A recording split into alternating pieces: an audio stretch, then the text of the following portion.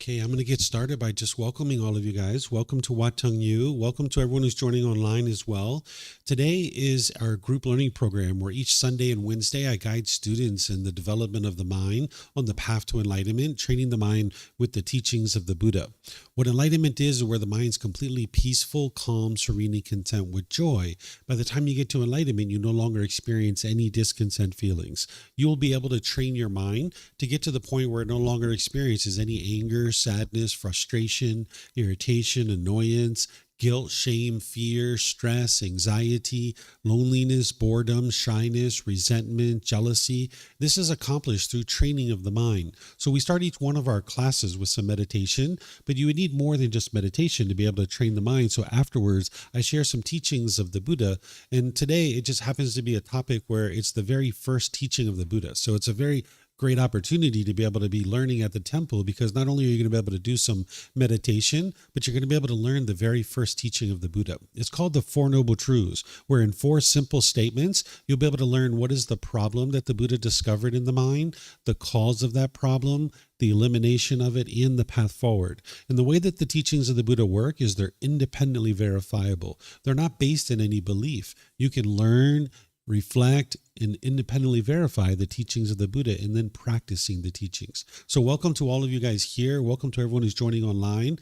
If you'd like to join for meditation, the way that I start this is with some chanting to ease us into the meditation. You guys are welcome to join into the chanting if you like. Over there on the cabinet, there's laminated sheets that have the chants that I'm going to be doing. During the lifetime of the Buddha, he used chanting as a way to help his students commit the teachings to memory. Every 2 weeks, his students would come together and they would recite his teachings orally. So he used it as a learning tool, as a learning device. So you can see that this isn't a rite, ritual, ceremony, worship, or prayer, or anything like that. Oftentimes, people have been exposed to those kinds of things thinking that that's the teachings of the Buddha. But the Buddha never taught any of those kinds of things. It's always about training your mind. There are no rites, rituals, ceremonies, worship, or prayer in the teachings of the Buddha. So if you'd like to chant along, what you'll notice is that it helps to ease your mind into meditation and get more benefit out of the meditation itself. For all of you guys online, you can actually get this by going to our website, buddhadailywisdom.com, click on free books, and you can scroll down towards the bottom and you'll be able to see the daily chanting sheet there. If you look at the English translations, you're going to see a lot of appreciation, gratitude, and respect for the Buddha. And because of that, I don't think the Buddha even created these chants himself, because the Buddha wouldn't have walked around and said, "Here, chant these chants to me out of respect for me." This would be ego and arrogance. And by the time someone's gotten to enlightenment, they don't have that in the mind any longer. So I'm going to be chanting this in order to ease into the meditation. You guys are welcome to join in. And then afterwards, I'll give you some guidance on the meditation. Then there's going to be a period of time where it's just quiet and we're all meditating together. Then we're going to come out of the meditation with some more chanting, and that's where we'll start today's class. So in terms of your body position, you can sit however you like. There's not just one fixed way to sit. If you're on the floor, you might have some cushions under your rear. This will kind of help soften your seat a bit. We also have chairs as well. If you're at home, you might be on a bench or a sofa or a wheelchair. You can sit however you're comfortable. You like your legs to just be comfortable and your upper body to be erect. This is going to help keep the mind attentive and alert during the meditation. Arahang Samma Sambuddho Mahakawa Bhutang Mahakavanang Apivateyami Savakato Mahakavata Tammo Dhammang Namasami Supatipano Mahakavato Savaka Sangho Sanghang Namami Namo Tassa Bhagavato Arahato Samma Sambuddhassa นะโมตัสสะภะคะวะโตอะระหะโตสัมมาสัมพุทธัสสะนะโมตัสสะภะคะวะโตอะระหะโตสัมมาสัมพุทธัสสะอิติปิโสมะคะวะอะระหังสัมมาสัมพุทโธวิชาจารณังสัมมุโนสกาโตโรกาวิตุ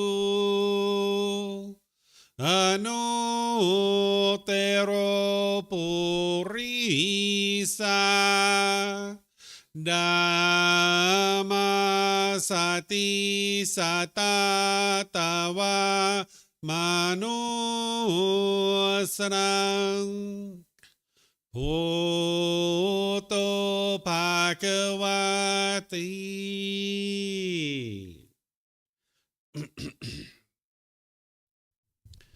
Okay, with the lower body and hands and arms comfortable, and the upper body erect. Just close the eyes and start breathing in through the nose and out through the nose. Here you're just looking to establish the breath. Nice, natural, steady, consistent breath. Not forced or controlled, just a gradual inhale through the nose, experiencing the full breath. And then whenever you're ready, exhale out through the nose. Breathing in and out.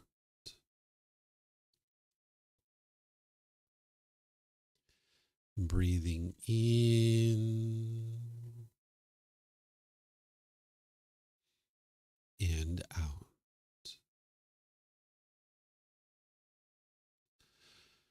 Your breath may not match up with the guidance that I'm providing, and that's okay.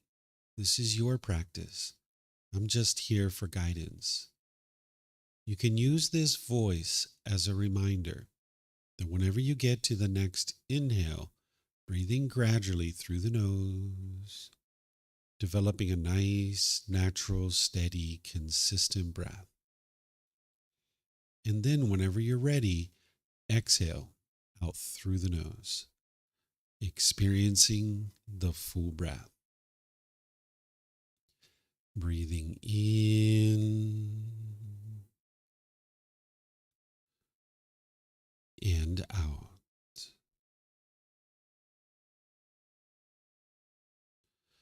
Breathing in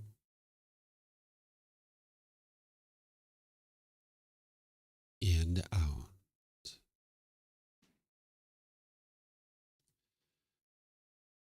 With the breath well established, start fixating the mind on the breath, either the sound of the breath coming into the nose or the sensation of air moving over the skin into the nose. The breath is the present moment. Fixate the mind on the breath, the present moment. Breathing in and out.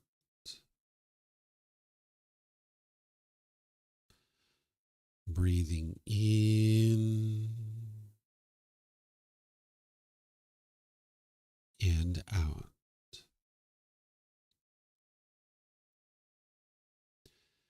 With the mind fixated on the breath, whenever you notice that it moves off the breath, cut that off, let it go, and come back to the breath, the present moment.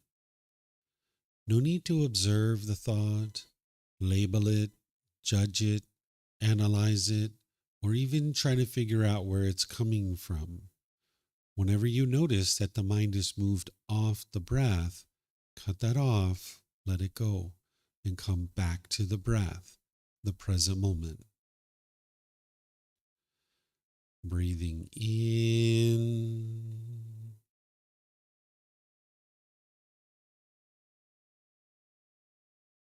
and out.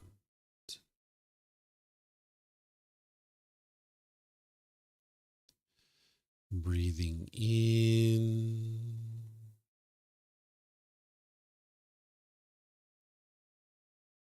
and out.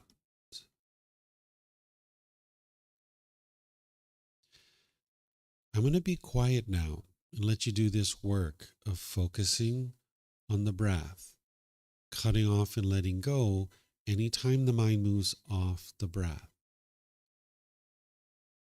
You have nowhere to go. There's nothing to do. No one needs you right now. This is your time to focus on the breath. Breathing in and out.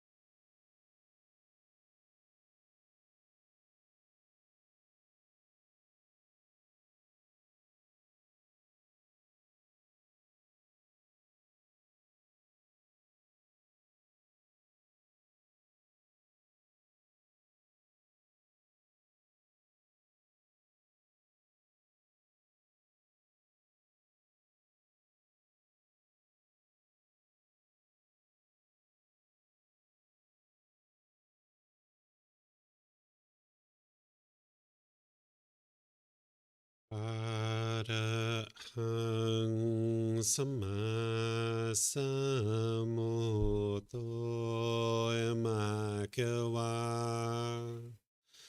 พุทธังมะคะวันหังอภิวาเทมิ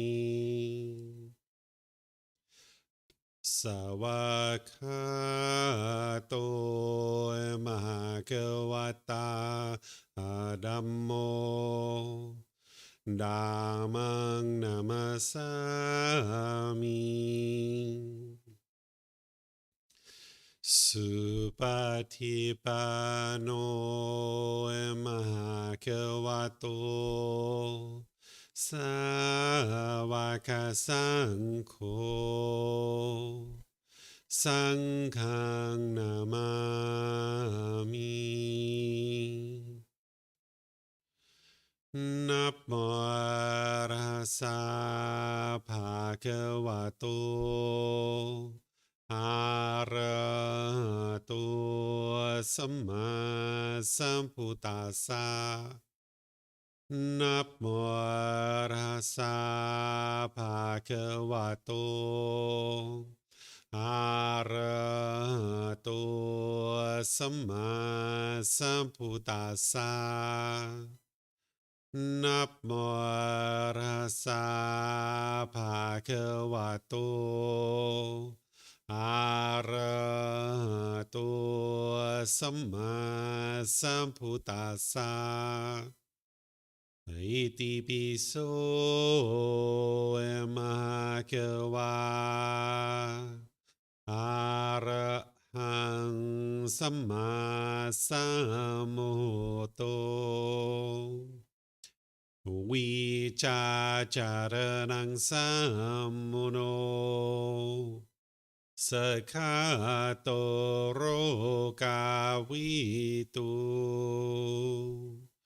อนุเตโรปุริสาดามาสติสัตตาตวามนุสรังพุทโธภาควาติ Okay, if you guys would like to slowly make your way out of meditation.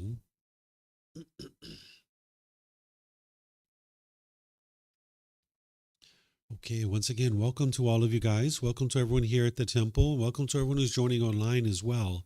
As I was sharing, today's our group learning program where after a meditation, I share some teachings with you guys from the Buddha. This individual that we refer to as the Buddha, he figured out how to get to enlightenment. Enlightenment is where you've trained your mind to the point where it no longer experiences any discontent feelings. You can get to the point where you no longer experience any anger, sadness, frustration, irritation, annoyance, guilt, shame, fear, stress, anxiety, loneliness, boredom, shyness, resentment, jealousy. All of this can be eliminated from the mind. Oftentimes people think that these feelings are being caused by something external. You might think that it's your mom and dad that are frustrating you, or your brothers and sisters are annoying you, or maybe your boss is irritating you. This isn't actually true. It's the mind itself that is causing these feelings, and that's why you can actually eliminate them.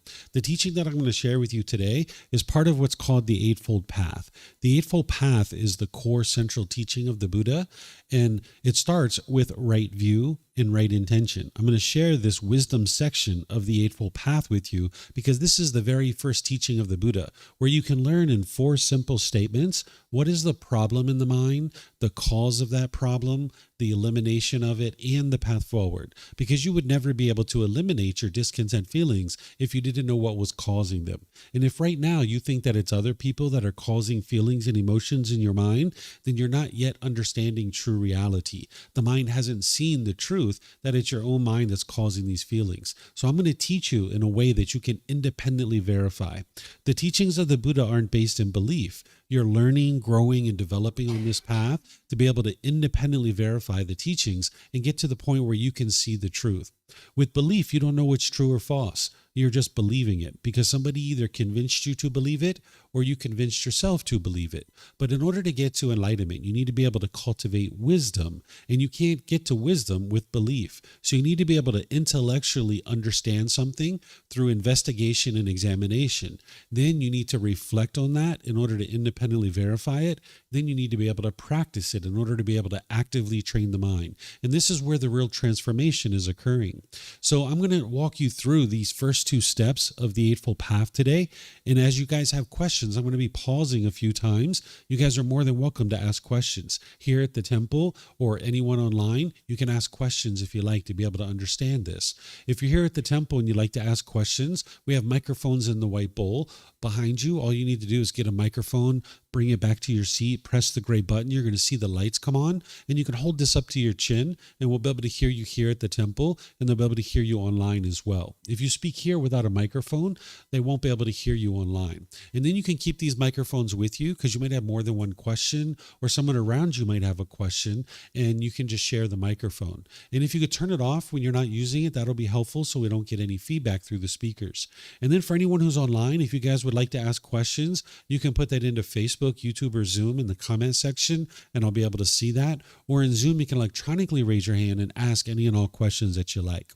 So this is the first class of a 3-part series that I'm going to be teaching over the next 3 Sundays, but this is part of a larger program. It's a 7-month program where I'm gradually walking students through this book. It's titled Developing a Life Practice, The Path That Leads to Enlightenment. We actually just restarted this program last week, and you can actually get this book for free if you like. You can download it for free from our website. You can take it and go print it. You can get printed versions here at the temple by just reimbursing us for the printing cost, or if your country has access to Amazon, you can get it that way. Because over the next 7 months, I'm gradually walking students through the teachings of the Buddha to be able to help them to understand how to train their mind to get to this peaceful and joyful mental state. And you'll know your mind's moving closer and closer to that because not only will you see that your discontentedness is slowly diminishing, but you'll see focus, concentration, clarity, and deep memory coming into the mind. You'll notice that your personal and professional relationships are really blossoming. They're at ease, that you don't have that bitterness and hostility in your relationships any longer. You'll get to the point where you're not even in a bad mood, that it's physically impossible for you to experience a bad mood. And this happens through gradual training, gradual practice, and gradual progress. So I'm going to teach you guys about this topic of right view and right intention. This is the wisdom section of the Eightfold Path. One of the ways you might think about the Eightfold Path is that this is the core central teaching of the Buddha. And in order to be able to understand his teachings, you would need to be able to learn and understand this particular teaching. And another way to think about this is that if you had a speaker system, and you had 8 dials to be able to tweak these 8 dials to get a better and better quality sound out of the speakers, that's what you would do, is tweak these 8 dials. And now the quality of the sound is coming out better and better. Well, your mind is essentially the same way. You have these 8 individual dials, and you can actually tweak these in order to be able to get a better and better performing mind. And the Buddha figured this out during his lifetime, and his teachings are timeless. What he taught 2,500 years ago is just as applicable today as it was 2,500 years ago. He didn't teach rites, rituals, ceremonies, worship, and prayer. He taught you to actively learn his teachings to cultivate wisdom. So when you're learning the teachings of the Buddha, you need to be able to listen with eager ears, where you're actively learning. And then when we get to the question, if you have any questions, just let me know and I will help you. So this first part here, this is the words of the Buddha about right view. Because whenever you're studying the teachings of the Buddha, you would like to study with his original words. Now, I know that sounds like pretty obvious. It's like, well, what else would you do if you were studying the teachings of the Buddha? You'd be surprised. There's 500 million people in the world that consider themselves to be Buddhist, and a very, very, very small percentage of those people are studying with the original words of the Buddha. I've visited over 200 temples in my lifetime, and I've only ever been to one temple that studies with the original words of the Buddha. And if you do the math on that, that's less than 1%. So whenever you're studying the teachings of the Buddha, you're not interested in believing them.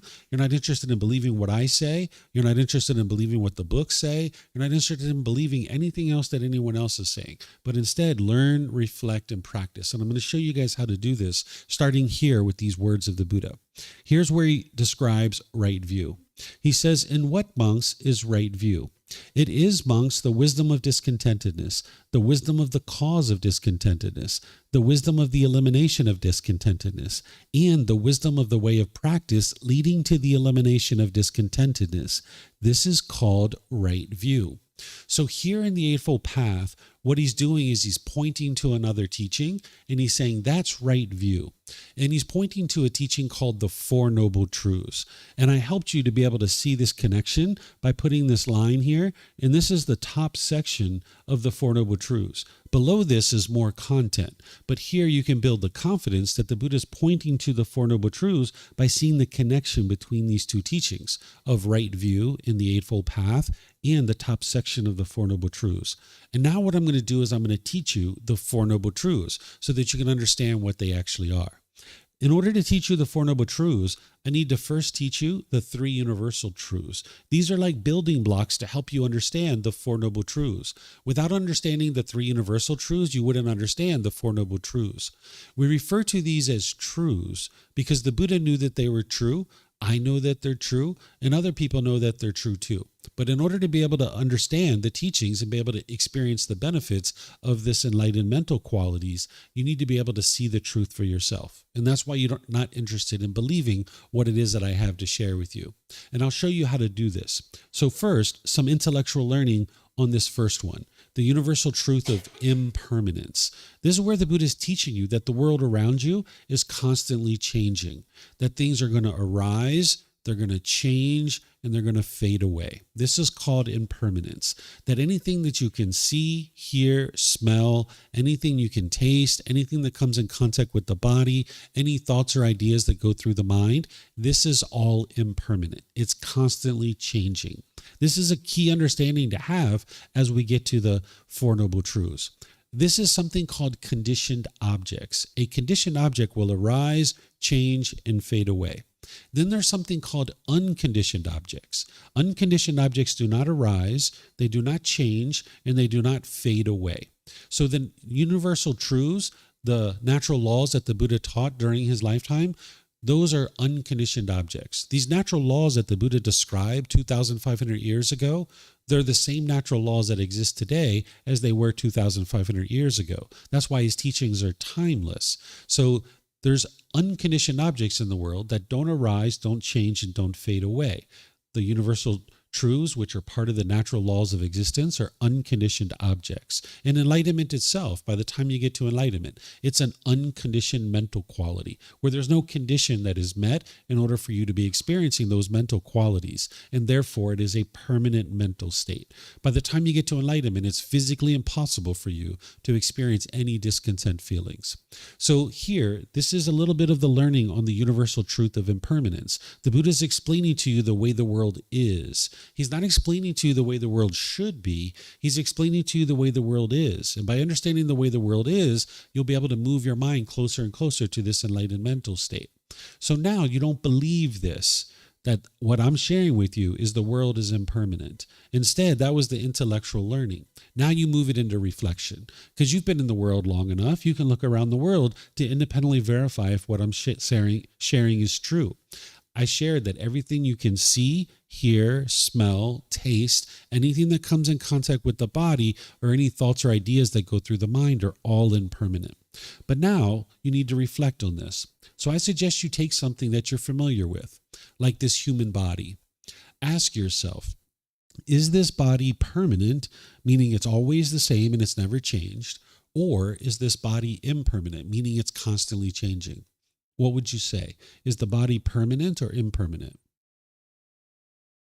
It's impermanent, right? It's constantly changing. Ever since the egg and sperm came together, this body's constantly changing. We're getting taller, we're getting shorter, we're getting bigger, we're getting smaller, right? We get wrinkles, we get moles, we get pimples, we get gray hair, we start losing our hair, our teeth grow in, then they fall out, then they grow in again, then we get cavities. This is constant change with the physical body. It's constantly changing. It is impermanent.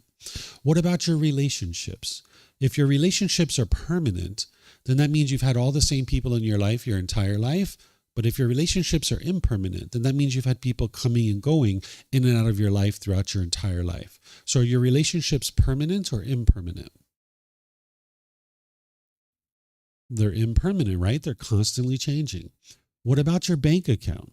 Is your bank account permanent or impermanent? Definitely impermanent, right? It's going up and down and up and down. Some people's goes up, up, up. Some people's goes down, down, down, right? This is constant change, okay? We could go on and on and on like this. Is the weather permanent or impermanent?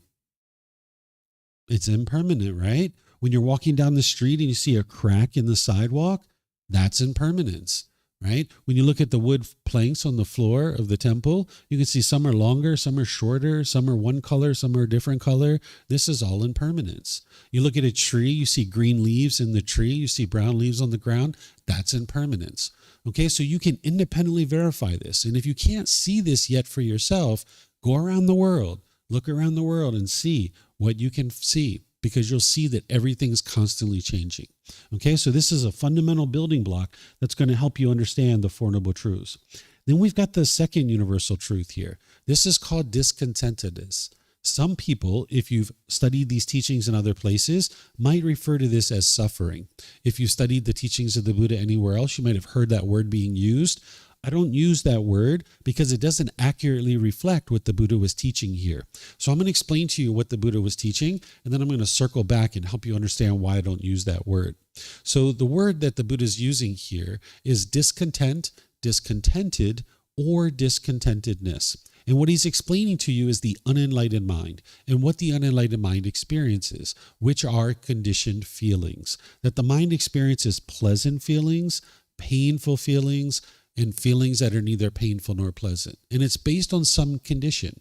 So the pleasant feelings are things like happiness, excitement, elation, thrill, exhilaration, euphoria.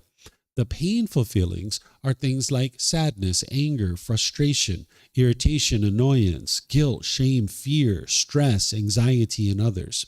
The neither painful nor pleasant feelings are things like boredom and loneliness, although some people tell me that that's very painful for them. So you could put that in the painful category if you like. Or maybe shyness. That's a good example of neither painful nor pleasant.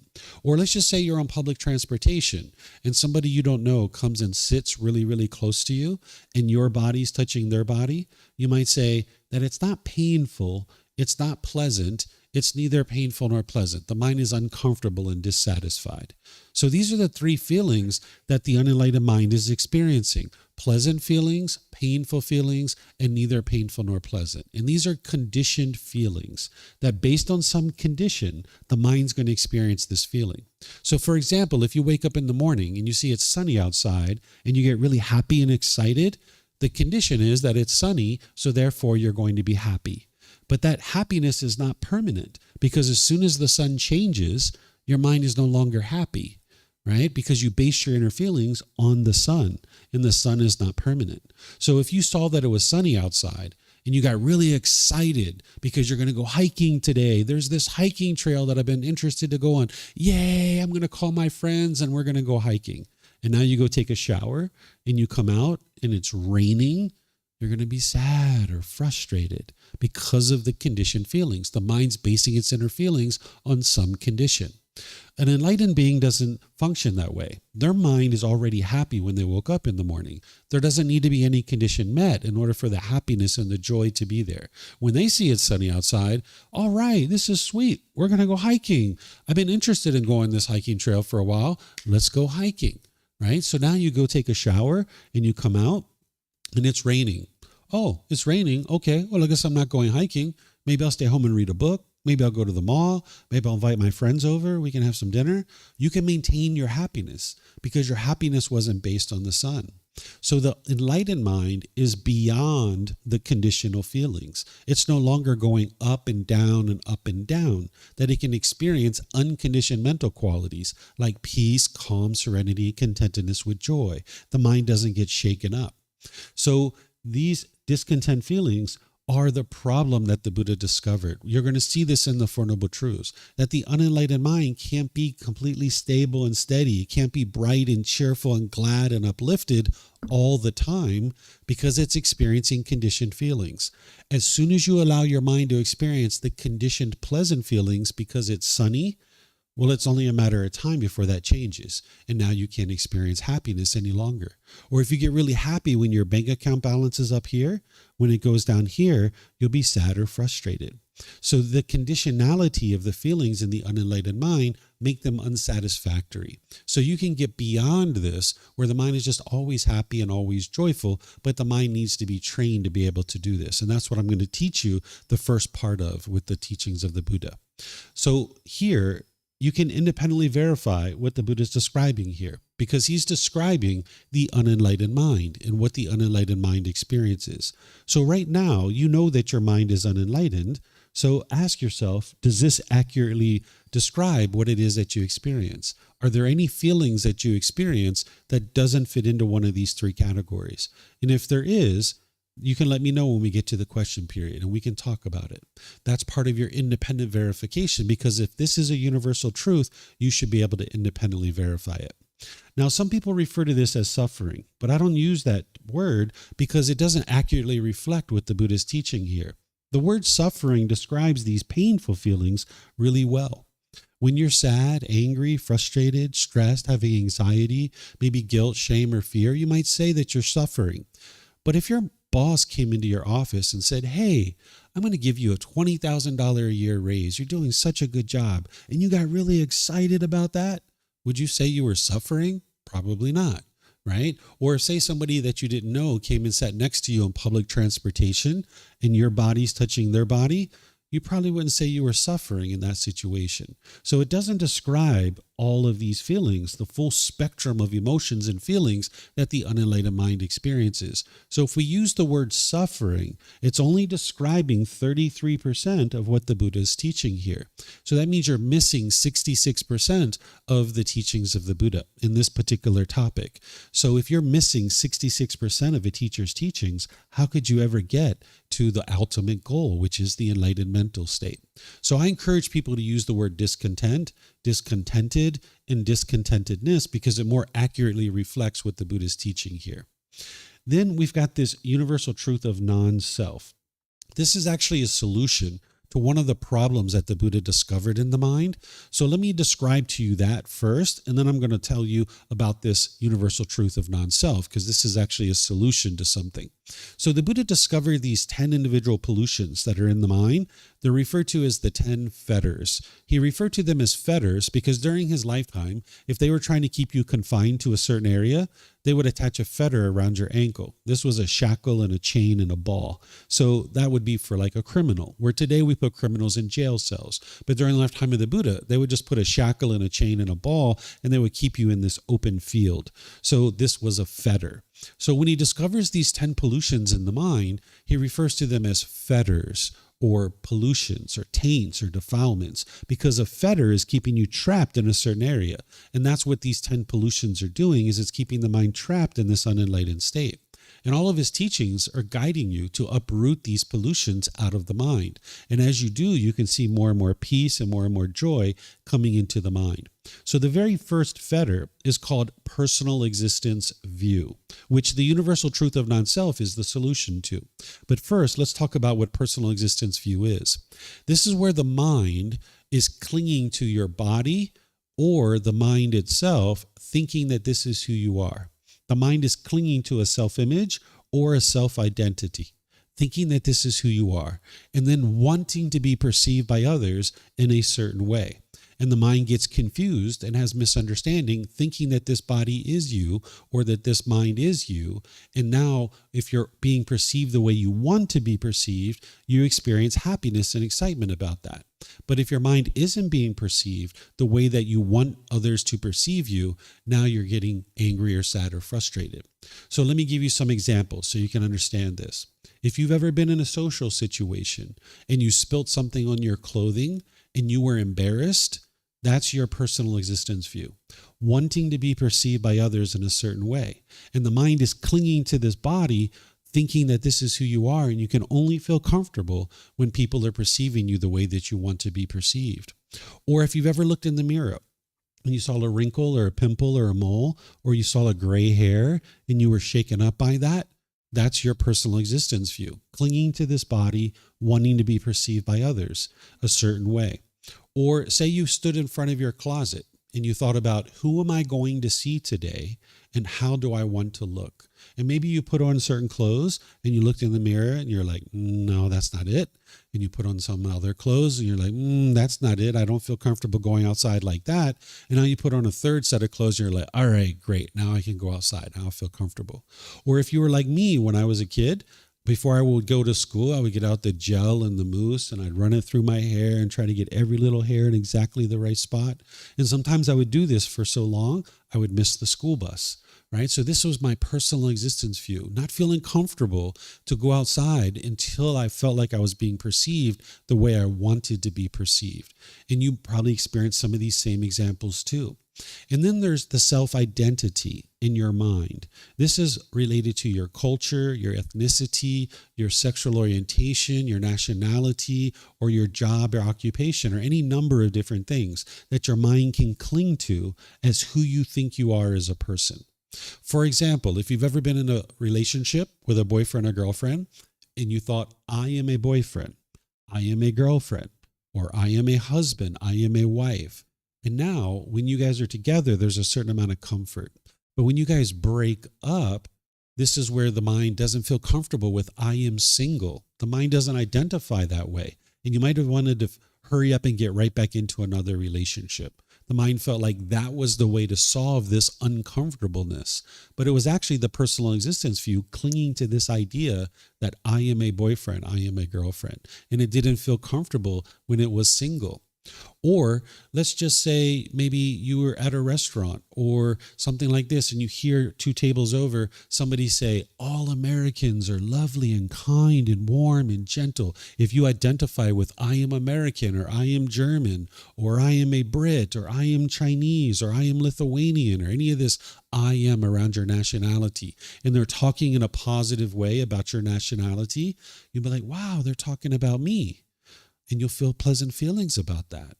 But it's only a matter of time before 2 tables over, somebody says something degrading and disparaging about the nationality that your mind is holding on to. And now you're angry or frustrated about that.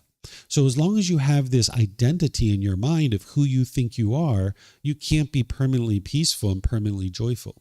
So let's just say you have a job, like I am a police officer, right? And someone holds on to that in their mind. Well, now, as long as you're doing that job, you feel comfortable.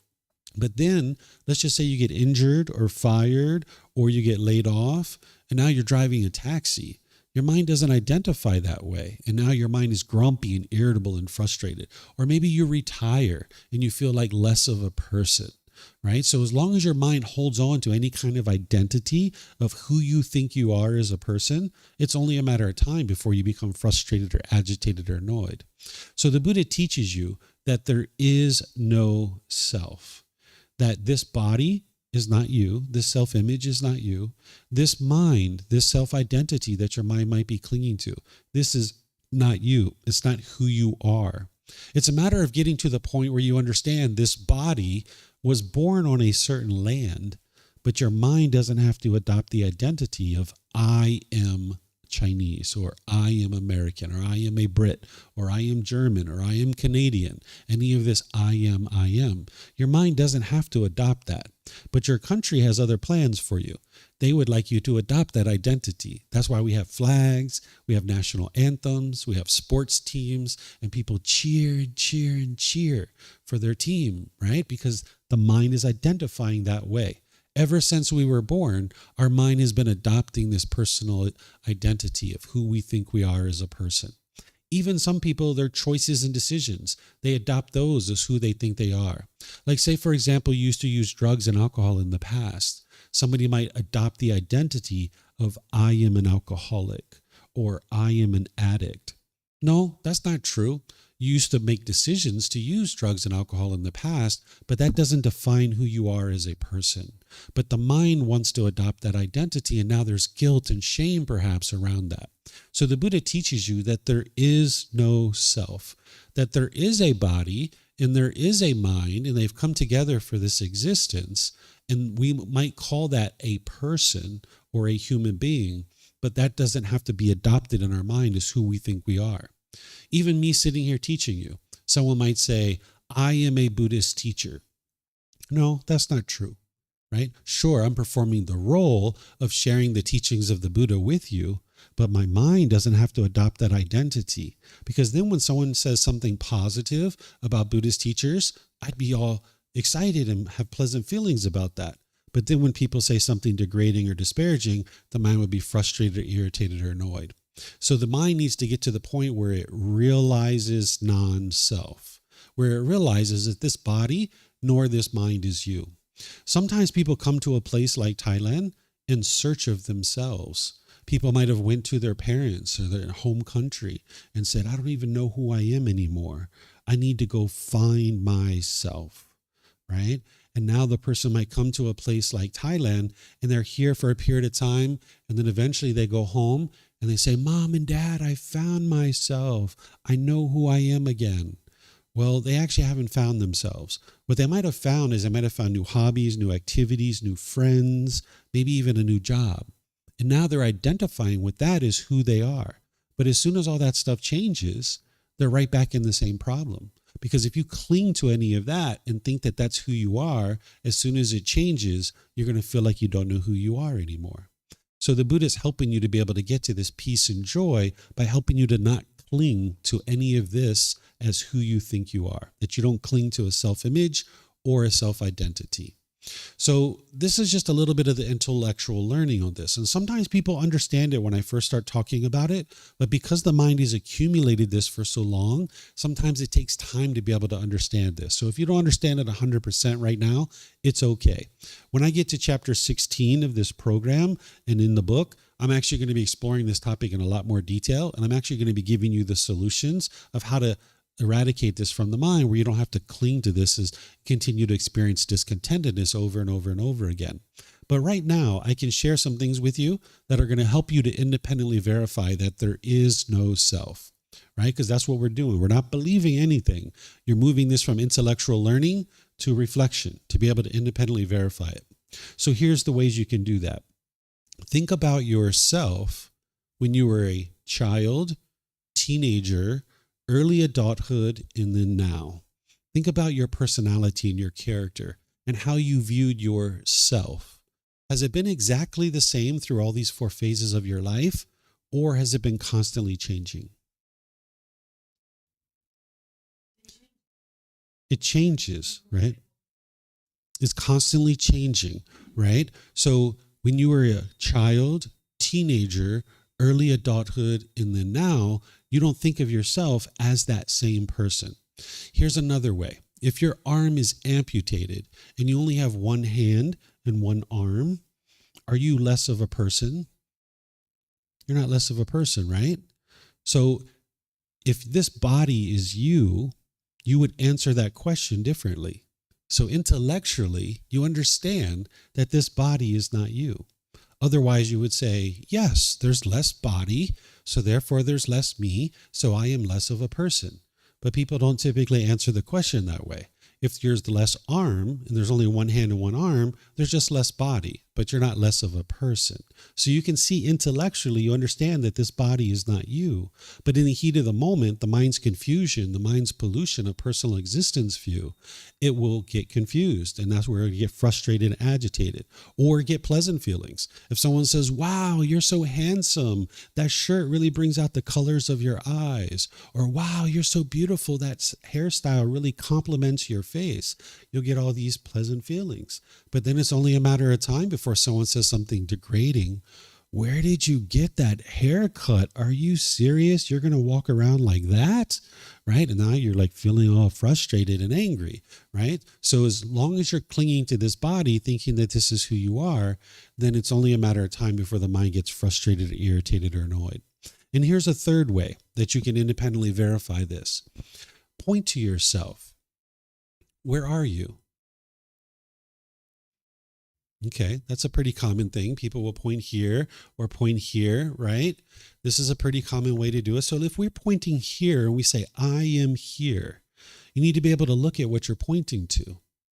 You're pointing to a shirt. Ask yourself, is that who you are? That shirt you're wearing, is that you? Like if we took off our shirt and we held it up and pointed to it, is that you? That's not you, right? Okay, throw that away. It's not you. Where are you? Someone might point again, right? And now what are you pointing to? You're pointing to skin. Is that who you are? That skin that you've got? If we took off the skin and held it up, is that you? That's not you either, right? So we throw that away. Where are you? Someone might point again. We've got bones, we've got muscle tissue, we've got organs and fluid. None of those bits and pieces and parts are you. But the mind is going to cling to these things thinking that this is who you are. And the mind can move beyond this, and that's part of getting to peace and joy. So here, I'm just introducing you to this to be able to see this. But later in this program, I'm going to be exploring this more deeply. And I'm going to be giving the solutions of how to resolve it. But here, this is just a building block to be able to help you understand the further teachings that I'm going to share. So do you guys have any questions on these 3 universal truths? Remember, here at the temple, you can use the microphones. And then online, you can put that into Facebook, YouTube, or Zoom. Or you can raise your hand in Zoom and ask any questions that you like. So is there any questions here online? Okay. I don't see any questions. Okay, so one more little building block, and then I'll teach you the Four Noble Truths. This is how we use the word craving, desire, attachment in a unique way within the teachings of the Buddha. There's wants and expectations. There's longing, yearning. The mind is chasing after the objects of its affection, thinking that the next new shiny object waiting around the corner is going to provide some kind of lasting satisfaction. So the mind chases it and chases it and chases it. It's almost like an unquenchable thirst. The mind is like, what do I need to feel better here? Oh, I need to go shopping. That's what I need to do. I'll go shopping and get a new pair of shoes. That'll fix everything. And the mind longs and yearns. Maybe you're walking through the mall and it's like, oh, new pair of shoes. Oh, I want that so bad. I want those on my feet. And now the mind's longing, yearning for the shoes. And if you go inside in the store and they have your shoes, you might be really happy about that. But if you go inside the store and they don't have your shoes, you might be frustrated or angry, right? So it's not the shoes itself that is the craving, desire, attachment. It's the way that the mind is longing and yearning for it, wanting it and chasing it and thinking that something external is going to provide some kind of lasting satisfaction. So it can be any number of objects. It's not the object itself. It's the way the mind is longing, yearning for it. You guys know what I'm talking about? Have you experienced this before? Where your mind's longing, yearning, right? The mind thinks, what do I need to be happy here? More money. That's what'll fix everything. Let me get more money. And the mind will chase that. Or mind's like, what do I need to be happy here? Oh, a new boyfriend, a new girlfriend. That'll fix everything. Let me get one of those. Or the mind's like, I know what I need. Let's go to Thailand. That'll fix everything. If I go to Thailand, let me go there, right? And now the mind longs and yearns for that, right? So the mind is looking for something external to provide inward satisfaction. And this is called craving, desire, attachment. The mind's longing, yearning, and it's attempting to form its inner feelings based on these external things. So now I can teach you the Four Noble Truths. This is where you can understand the problem in the mind, the cause of the problem, the elimination of it, and the path forward. In these 4 simple statements that you'll be able to independently verify, you can have a breakthrough where you can see once and for all what's causing these discontent feelings so that then you can actually solve it. So the first one is describing the problem, that everyone in the unenlightened state will experience discontentedness. This is the problem, those conditioned feelings, that the mind is not stable and steady. It's going up and down and up and down. This is the problem, the discontent feelings, the conditioned feelings.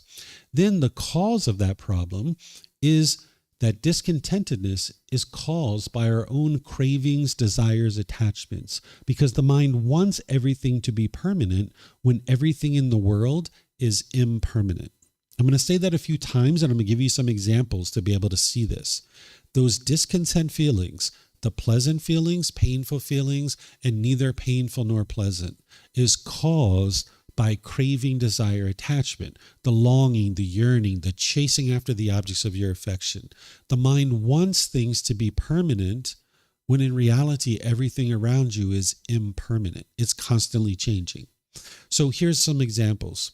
Think back to the boyfriend or girlfriend that you got together with. When you guys first got together, you were probably so happy, so excited, right? You guys first come together. They're inviting you out to the movies, going to dinner, going to the park, having great conversations as you're walking, right? You might even be having intimate contact, sexual activity. Maybe they're calling you and checking in on you, sending you text messages. You get all these pleasant feelings based on the condition that you have this person that's showing you affection. But then over time, the relationship slowly deteriorates.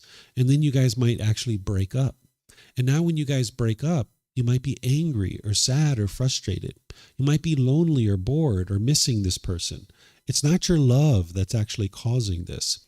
It's the mind craving permanence, wanting this person to be in your life permanently, when in reality, they were always impermanent, ever since the beginning of the relationship. But the mind didn't understand that. It didn't understand the universal truth of impermanence. It was holding on and craving for permanence. And now, when you guys broke up, the mind was experiencing impermanence, and it didn't like that. One of the ways to say this is, yes, the mind is craving permanence, but another way to say it is that the mind does not like impermanence. It doesn't like change. You can look in your life and you can see when things have been changing the most. Those are some of the biggest struggles and challenges that you've experienced. Whether you're changing living locations, you're changing jobs or occupations, your relationships are changing. Those are the biggest challenges that you experience. And it's the mind craving permanence that's causing that difficulties and struggles. It doesn't understand the world around you is constantly changing, that it's full of impermanence. Here's some other examples. Say you got a brand new car and you were so excited with this brand new car. It was their favorite car. You've been saving up for it for a long time. And now you take it off the parking lot, you drive to the store, you go inside, and you come out and you park, and you see your car, and there's a scratch on your car. You might be so frustrated or so angry. It's not the scratch that's causing that. And it's not the person who scratched your car. It's the mind craving permanence, because this car cannot be permanently beautiful, but yet the mind wants it to be permanently beautiful. We're not talking about what's wise or unwise, because obviously when we walk through a parking lot, we aspire not to scratch anybody's car. But the fact is that this car is going to get a scratch at some point. It is impermanent. The paint's going to fade. The tires are going to need to be changed. The upholstery is going to get ripped and torn. And if your mind craves permanence, when you're experiencing this impermanence, the mind doesn't like it. And that's why it's frustrated or agitated or annoyed. So you can see this in multiple examples. If it's sunny outside, the mind's really happy or excited. But then when it rains, it's sad or frustrated. Or if your bank account balance is up here, it's really happy and excited. But it goes down here, the mind's frustrated or annoyed. The only thing that's happening here is change. That's it. There's not even any person involved. It's just the sun going from sun to rain, or your bank account balance is going from here to here. It's just change, but the mind is craving permanence. So these are just a few examples, but you need to be able to see this in your own life. You can't just believe what I'm sharing. This was the intellectual learning on the second noble truth. But now move this into reflection. Take a recent situation where you've been angry or sad or frustrated. It might have been this morning or yesterday or last week. Now, at that time, you might have been trying to blame somebody else for your own frustration, because that's what the unenlightened mind does. It tries to look for someone else to blame. I'm sure you've been in arguments where you've been adamantly trying to convince people that they had to stop doing what they were doing, or you're going to keep getting angry and frustrated. But look at your recent situation where you were angry or frustrated or sad. What was it that you were longing and yearning for? What was it that you were expecting and wanting? And if you would have gotten it, you would have experienced happiness. But because you didn't get what you wanted, the mind was angry or sad or frustrated. If you have trouble seeing this, let me know, because I will help you. One time I had a student that contacted me.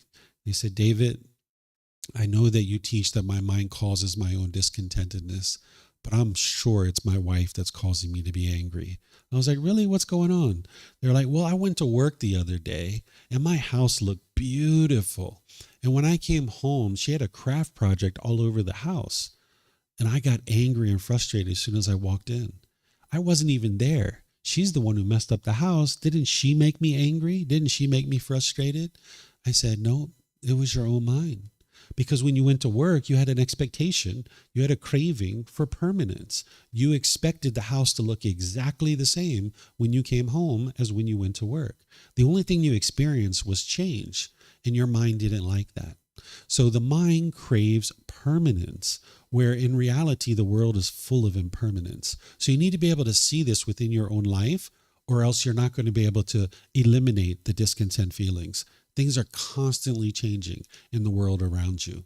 So if you need help with this, when I get to the question period, let me know, because you might have a certain situation and I can help you to be able to see how your mind craves permanence. Okay. Once you understand that your mind is craving permanence, this is really empowering, because oftentimes when you're not understanding the second noble truth, what you'll be doing is acting unskillfully. You'll tend to push people away. This is called aversion, where you might have pushed away friends or family members out of your life, where the mind thinks that this person is the problem. And now if I push that person away, things will be better. But you can see you still get angry or frustrated or annoyed. If this person was the true problem in your life, when you push them away, you would be peaceful and joyful from that point forward.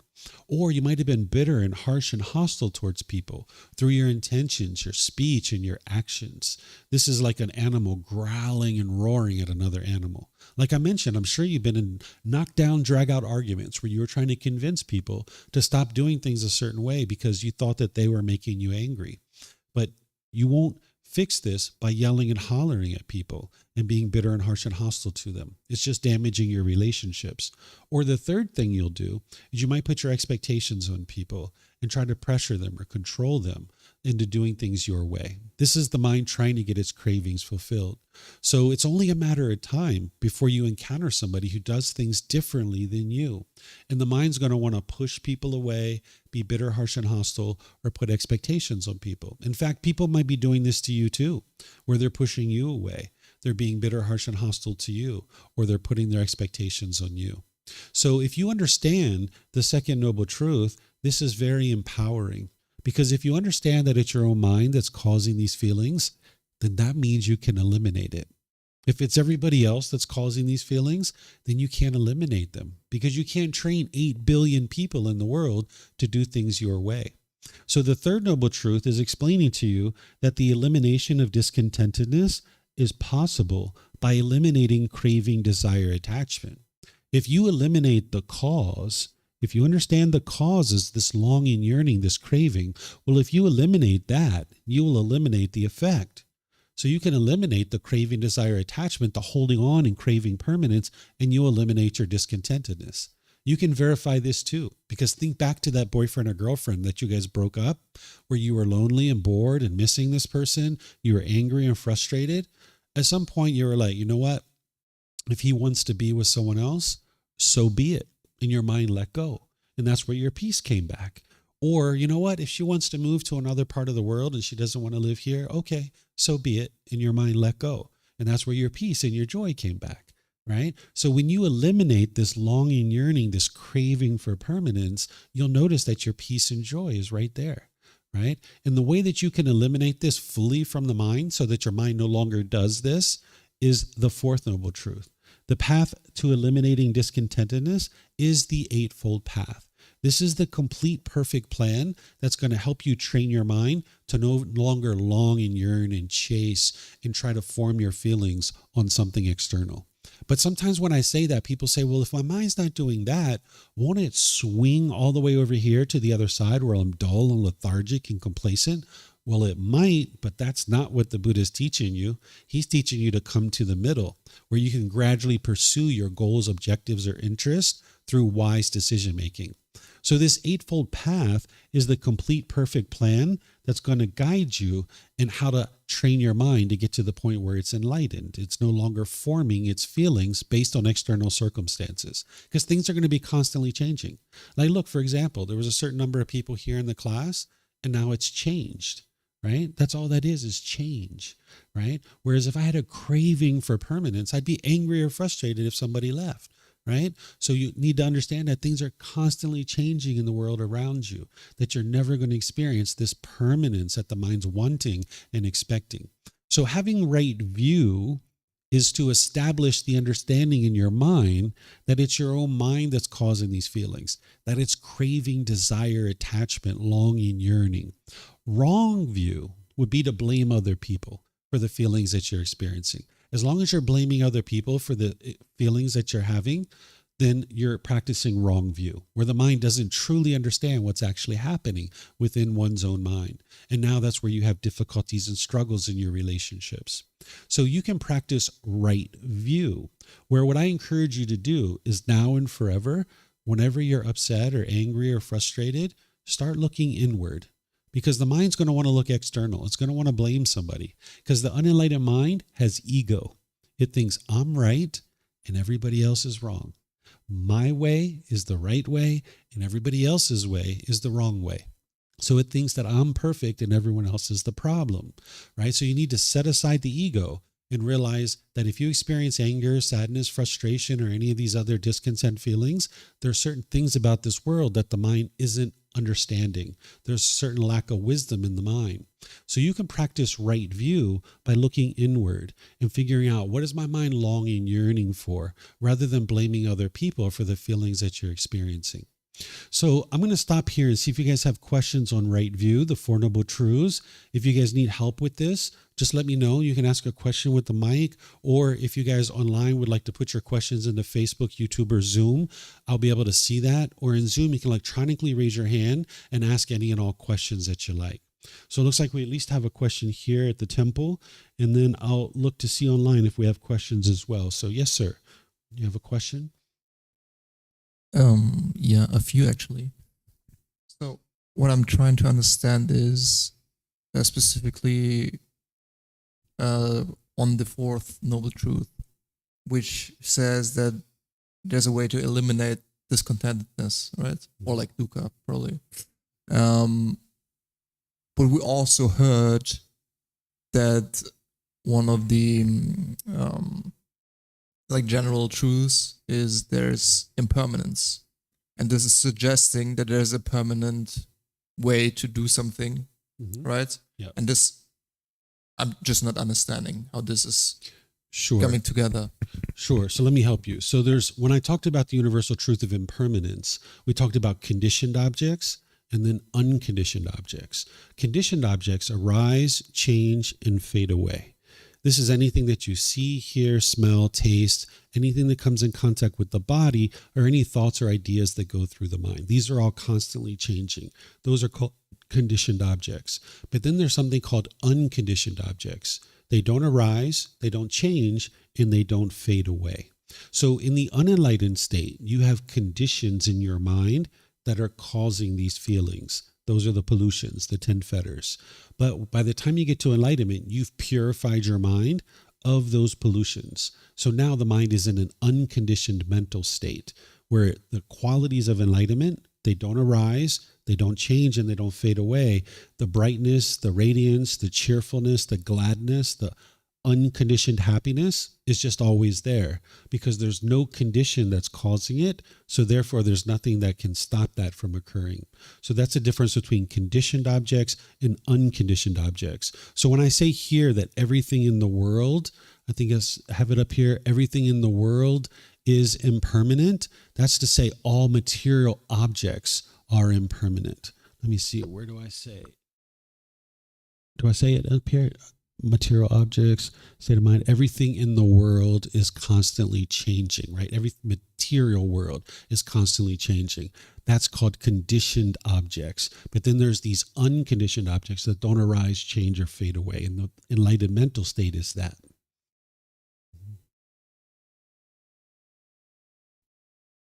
Okay, maybe a follow up on the fourth noble truth, or maybe like I don't know. Maybe that's not even. I mean, it's just a statement, but like, what is so bad about discontentedness in the first place? Like, why would I want to get rid of it at all? Sure. As long as your mind's discontent, you're going to be experiencing the grief, pain, displeasure. And now when you're trying to make decisions, your mind is all shaken up. And now when you're trying to make decisions, you're not making wise decisions because the mind's all shaken up. And when you make an unwise decision, it's going to produce an unwholesome result for you. And now you're experiencing that coming back to you. So for example, if somebody got a phone call and they said, your mom's been in a terrible car accident and she's in the back of the ambulance being rushed to the hospital. And you're like, oh my gosh. And you grab your car keys and jump in the car and you're trying to run across town. And now you get in a car accident yourself, right? You might be in the hospital next to her. You might have died actually, right? So your mind's all shaken up. It's unsteady. It's uncalm. But if you can maintain your calmness and composure, understanding that your mom is not going to be permanently healthy. It's not possible. She is impermanent. So when you get that phone call, it's like, oh, she's in the back of an ambulance. Perfect. That's exactly where it would be good for her to be. She's with emergency medical technicians. She's about to arrive to a hospital. Perfect. They have sophisticated equipment, doctors, nurses. Let me make my way to the hospital. And now when I get there, I can be calm and composed. And now when I talk to the doctors and nurses, I can understand what's going on and I can make some decisions to help her. But if your mind's all shaken up, you can't do that. So by having the elimination of conditioned feelings, your mind can maintain its calmness and composure, even in difficult situations. And now you can make wise decisions that will produce wholesome results in your day-to-day life. This is all based on the natural law of karma, of cause and effect, that whenever you make wise decisions, it's going to produce wholesome results or wholesome karma. It's nothing mystical or magical or punishments and rewards. It's about making wise decisions that produces wholesome results. Because when you make unwise decisions, it will produce unwholesome results or unwholesome karma. So with a shaken up mind that's discontent, that's forming feelings based on external circumstances, you're going to experience anger, sadness, frustration, and all these discontent feelings. It's only a matter of time before your mind's shaken up and feeling that misery. And now you can't make wise decisions and you'll experience unwholesome results in your life. Thanks. You're welcome. Okay, let me see if we have anything here online. All right, I don't see anything online. Okay, so now I'll teach you this next step. It doesn't take as long to teach right intention because with right view, you really need to take your time and really soak that in. But here with right intention, we can study this pretty easily. Here's the words of the Buddha. Some people translate this as right thinking or right thought. Here we translate it as right intention. What the Buddha is teaching you is in what, monks, is right intention? The intention of renunciation, the intention of non-ill will, the intention of harmlessness. This, monks, is called right intention. So this is sometimes the right intention, right thinking, right thought, where there's three things that the Buddha is teaching you. That you need to have the intention of renunciation, the willingness to give up and let go of your false ideas, your false beliefs, your false opinions and views, and your unwholesomeness.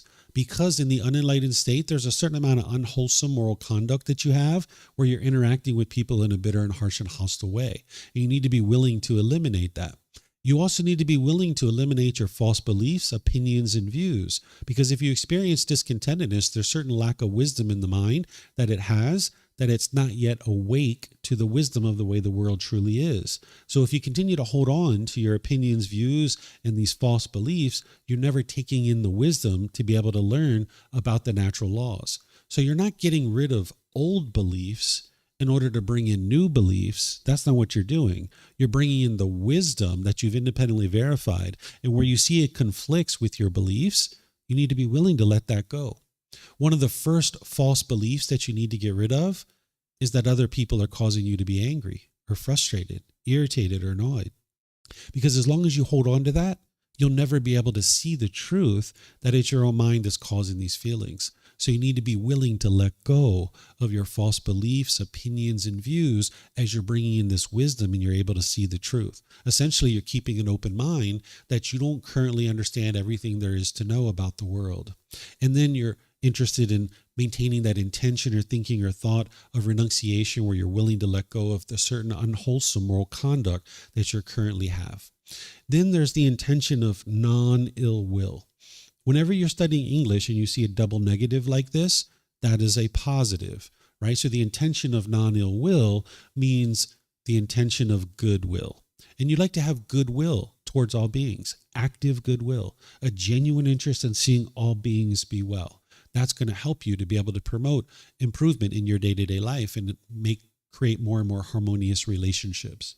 Then you need the intention of harmlessness, where you're disinterested or incapable of causing harm to others. Because as long as you cause harm to others, harm is going to come back to you.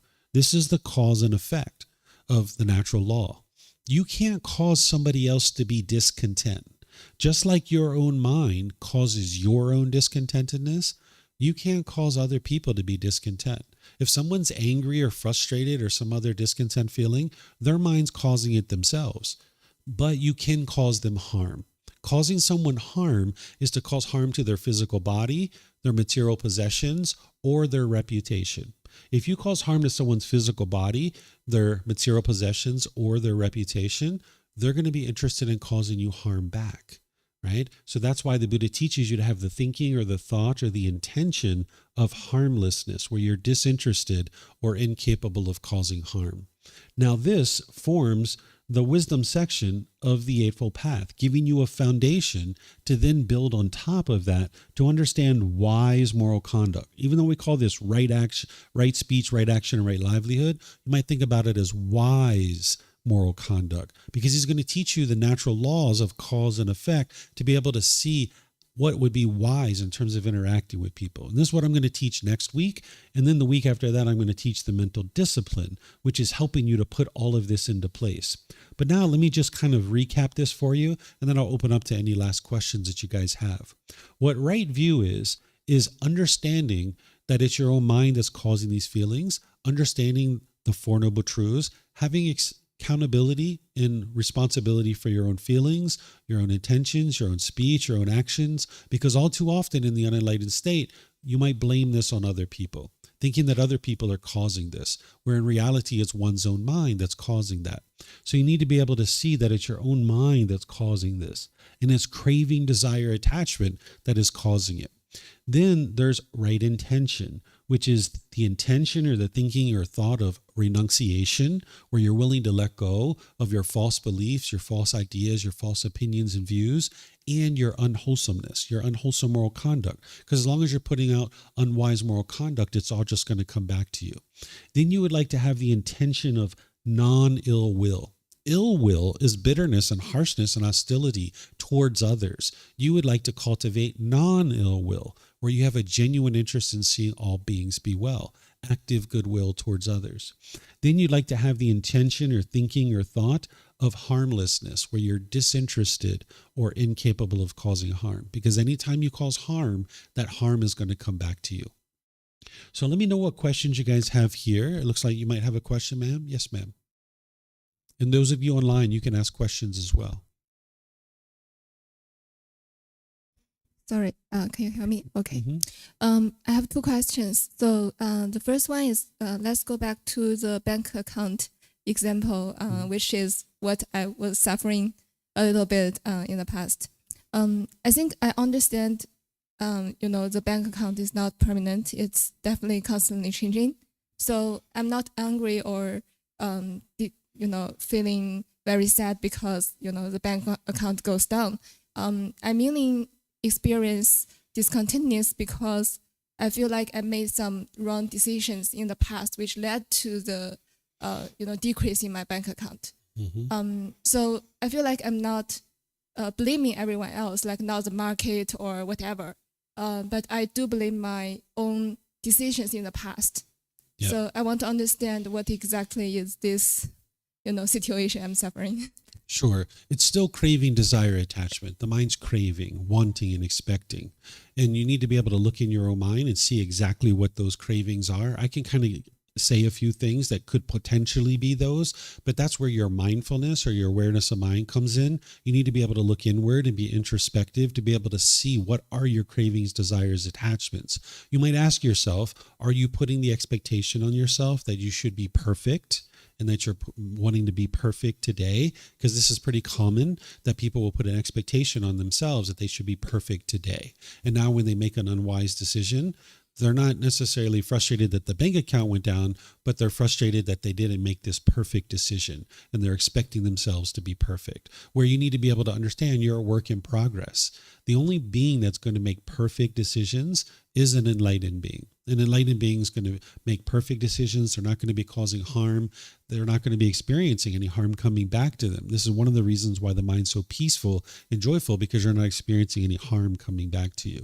So you need to look at your own mind and see, what are you longing, yearning for there? And I saw you shaking your head. It sounds like maybe, yes, the craving for perfection and wanting to be perfect, where that's not where you are right now. You're a work in progress. Thank you. The other question is also related to, how I view myself. I truly agree that a lot of the feelings we have is caused by our own thoughts or like our reflections on the outside world. So usually I do not blame the outside world, again, like the previous example, but sometimes I stuck in like an emotion because I feel like, why my minds are doing this. So I know it's not the outside world. I know the weather is changing. I know everything. I understand how this works. Then I start blame, okay, why my mind can't, I already understand this, but why my mind is still doing this to me? Yeah. It's like an internal situation, but I just can't go over it. So I want to understand this part as well. Thank you. Sure. It's because of these pollutions in the mind. The mind lacks wisdom of what those pollutions are and the tools and techniques of how to eliminate them. So at the top of all of this, the Buddha explains that it's a lack of wisdom. It's the unknowing of true reality, the misunderstanding and confusion that the mind has about the world and how it truly works and how your mind truly works. So that's why nothing in the path to enlightenment is based in belief. You need to be able to see the truth and cultivate wisdom to be able to see what is truly going on, so that then you can apply the tools and the techniques to uproot those pollutions, and more you'll be able to see the truth of that they actually work. So when you're having those difficulties and struggles or complications, it's always coming from a lack of wisdom. There's yes, craving, desire, attachment that is causing these feelings. But the only reason why craving, desire, attachment exists is because of the lack of wisdom. If the mind cultivates the wisdom of the tools and the techniques of how to eliminate that, then the craving, desire, attachment would be out of the mind. So it's always coming back to this lack of wisdom. And that's why you need to be able to cultivate wisdom about the true reality and not believe any of the teachings. So anytime you've ever been angry or frustrated or sad your entire life, it's always discontentedness caused by craving, desire, attachment. Think back to when we were children. We were like, Mommy, Daddy, can I have chocolate and ice cream? And they're like, sure, here you go. Here's your chocolate and ice cream. Ah, thank you, Mommy and Daddy. You're the best Mommy and Daddy ever. And then the next day comes around and we're like, Mommy, Daddy, can I have chocolate and ice cream? Yeah, sure. Here you go. Here's your chocolate and ice cream. Ah, thank you so much. You're the best Mommy and Daddy ever. And then on the third day, we're like, hey, Mom, Dad, can I have chocolate and ice cream? No. You can't have chocolate and ice cream. You're the worst Mommy and Daddy ever, right? This because the mind's not getting what it wants. It's craving, it's longing, it's yearning. And then the mind's lack of wisdom is going to blame it on Mom and Dad. It's Mom and Dad's fault that I'm angry, right? And now there's going to be bitterness and harshness and hostility. And now we might even push Mom and Dad away. I'm going to my room. I don't want to talk to you for the rest of the day, right? This is the mind's anger and frustration. Always, ever since the beginning, it's always craving, desire, attachment. And it's the mind's lack of wisdom that is allowing that to stay in place. And that's why I always teach, don't believe these teachings, because you've got to get to wisdom to be able to see the truth. And that's what's going to help you to uproot it. Mm-hmm. Do you have another question? Yeah. Maybe could you go a little more into like the concept of self with respect to like these teachings because you were, or like you mentioned that there is no permanent self, right? But I feel like, or that this is causing harm when you sort of identify with a certain self, right? But there's also or I think there's a notion that it's helpful to know sort of your strengths or something like that. But where do you draw the line? Like when does it become self-identifying, and when it's just knowing your strengths and weaknesses, for example? Maybe just like a little stupid example, but like you could maybe identify as a non-swimmer, and it might be wise to identify that way because otherwise you might just jump into the pool and maybe drown. So it is kind of hard to draw the line from my point of view. Yeah, it's not hard when you understand it, right? So when you adopt in your mind that I am a terrible swimmer, I am a bad swimmer, and now anytime you go close to water, your mind's all shaken up and you feel fear because of that, where you can understand this being has not learned how to swim yet. And maybe that's something that I could consider, that maybe I'll take some lessons of how to swim, or maybe I'll go to the pool and things like that, rather than identify with that and cling to that as who you think you are. And now always perpetuate this fear that comes up in the mind anytime you're around water. Instead, you can understand that that's not me. That's not who I am. This being hasn't had the opportunity to learn how to swim yet, but I can change that.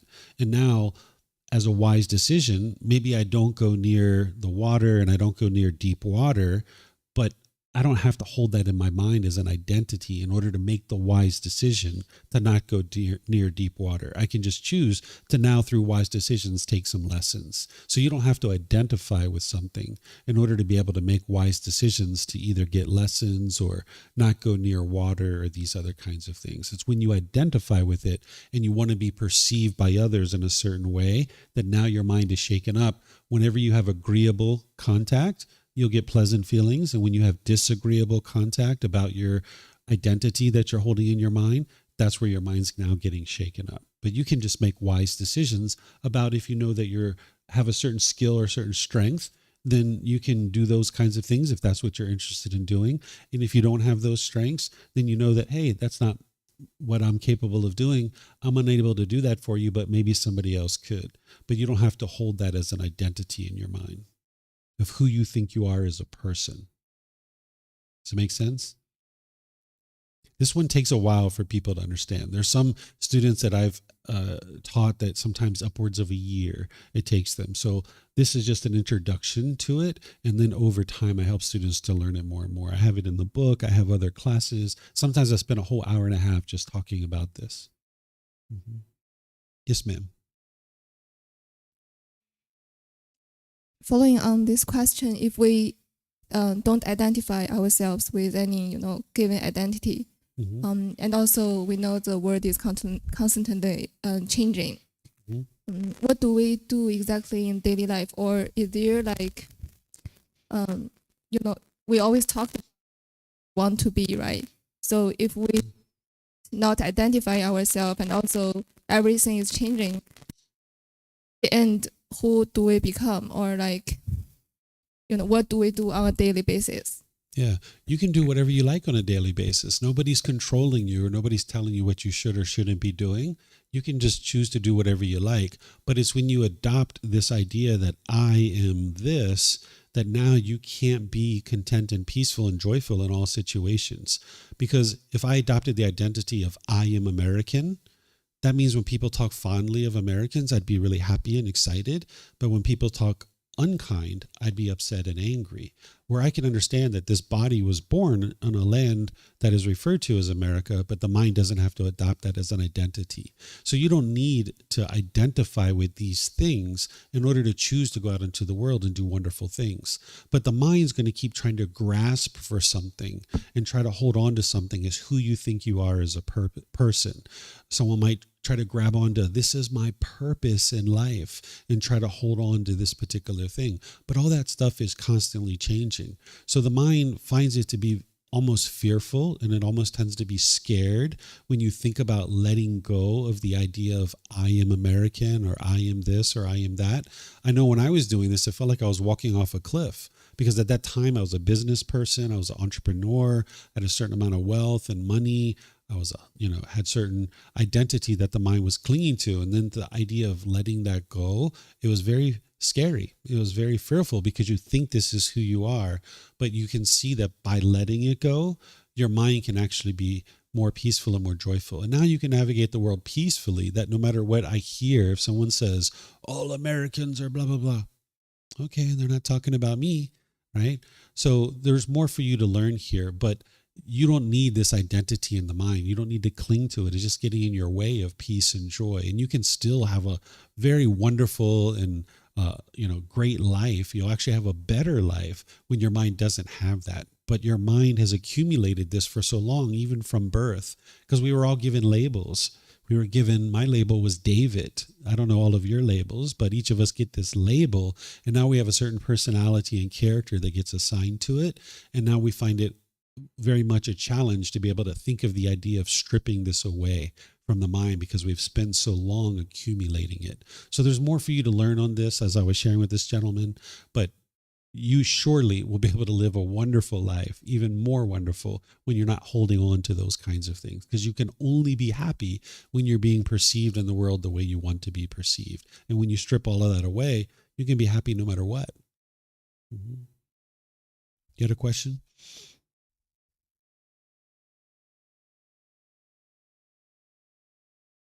Can you hear me? Yeah. Okay. So I understand completely that I'm responsible for all the feelings. I really, that I'm 100% sure. So could you give an example? Let's say I have a craving for coffee. Mm-hmm. When this craving comes up, Okay. how do we release it? When it comes up or during meditation? That's what I'm going to be teaching when we get to the rest of this path. So this mental discipline section is what's going to help you to understand that. And that's going to be 2 weeks from today. Mm-hmm. Okay. I don't see any questions online, and I don't see any more here. So I'm just going to end class by thanking you guys for your interest to learn and grow and develop on the path. Thank you for everyone online as well. As you learn and grow and develop on this path, you're becoming a better and better human being. You're purifying your mind. You're getting to the point where you're no longer functioning through these animalistic instincts. That's what the unenlightened mind does, is it functions very much like an animal.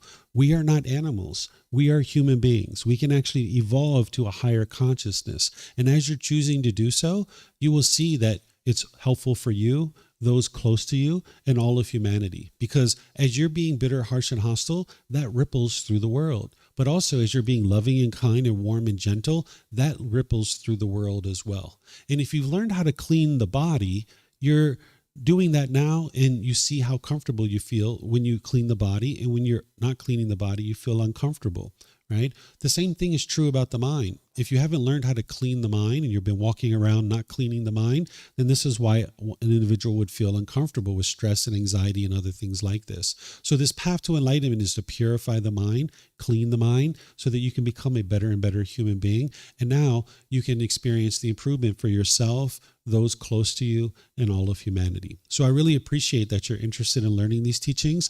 And as you guys would like to learn more, you're more than welcome to. I have classes on Wednesday here at the temple, and then on Saturdays and Sundays, they're also here at the temple. You can see our programs in terms of our courses and retreats. They're all on our bulletin board and on our website.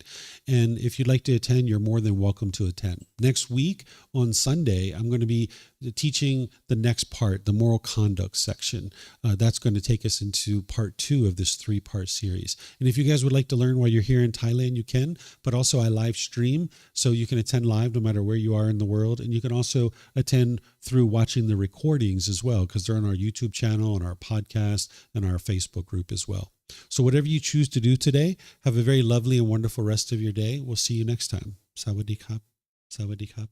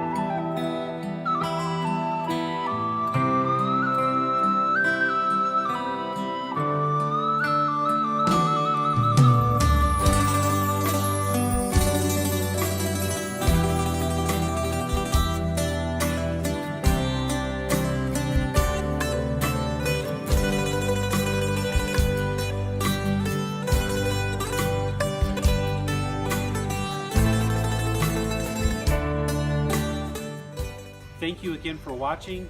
Enjoy your meditation. Look forward to seeing you online and answering any questions that you might have. Thank you so much.